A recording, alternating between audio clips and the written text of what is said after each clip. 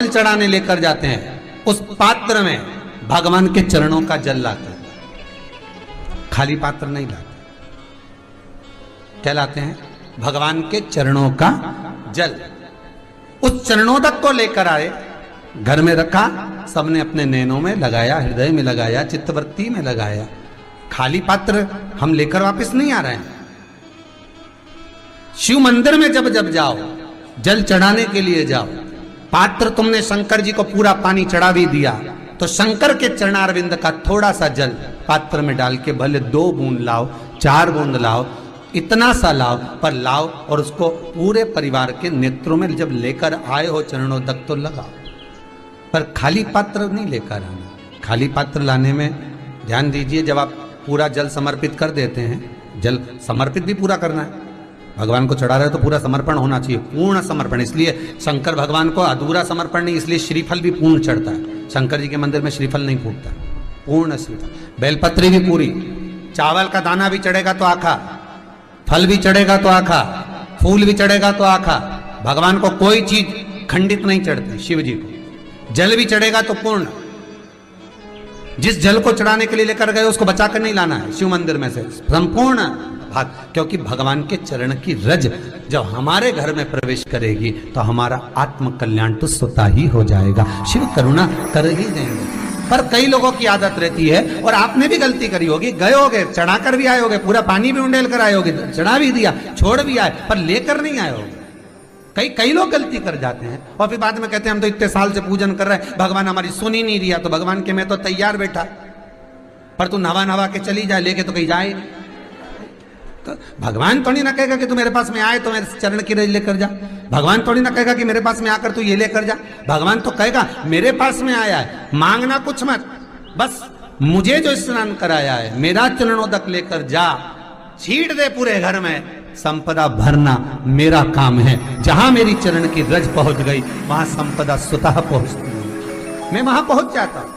तो चरणों तक ले जा। पर लोग ले जाते हैं, पूजन करते, कलश भी उंडेलते, जल भी चढ़ाते, पर आते समय खाली लेकर आ जाते। भगवान को इतना बुरा लगता, मेरे दरवाजे से खाली जाए, मुझे कितना बुरा लगेगा। जो आए वो भर कर जाए, भले 2 बूंद लेकर आओ, पर उसमें चरणों तक थोड़ा सा लेकर अवश्य आए। उसी तरह जल चढ़ाने के बाद हम जब लेकर आते हैं पात्र के अंदर, ये उसमें उसकी बरकत है।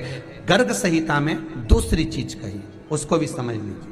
गर्ग संहिता में कहा गया, जब आप घर से जल लेकर जाते हो भरकर, तो ये सृष्टि की जितनी नदियां हैं, पृथ्वी पर जितनी नदियां विद्यमान हैं, जितने तालाब, जितने सरोवर, जितने कुंड, जितने विराजमान हैं, उन सारे तीर्थों का जल जब आप घर से लेकर निकलते हो तो वो तीर्थ का संपूर्ण जल आपके कलश में आ जाता है।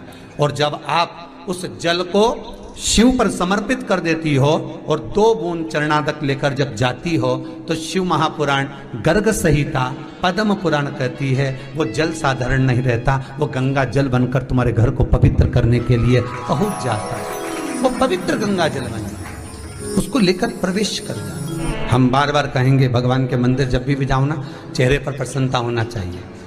किसी से मिलने जाओ ना, चेहरे पर अगर प्रसन्नता नहीं और ऐसे ही पहुंच गए ना, तो वो श्रेष्ठता नहीं मानी गई। तुम तुम्हारी बहन के घर जाओ, सती मैया जलकर भस्म क्यों हुई? माता सती के भस्म होने का कारण क्या था? सती को पिता पर जितना क्रोध आया, उससे ज्यादा क्रोध सती माता को अपनी बहनों पर आया कि मेरी इतनी बहन, ये 60 की 60 बहन मेरे सामने खड़ी रही और मैं आई तो प्रेम से मुस्कुराई तक नहीं।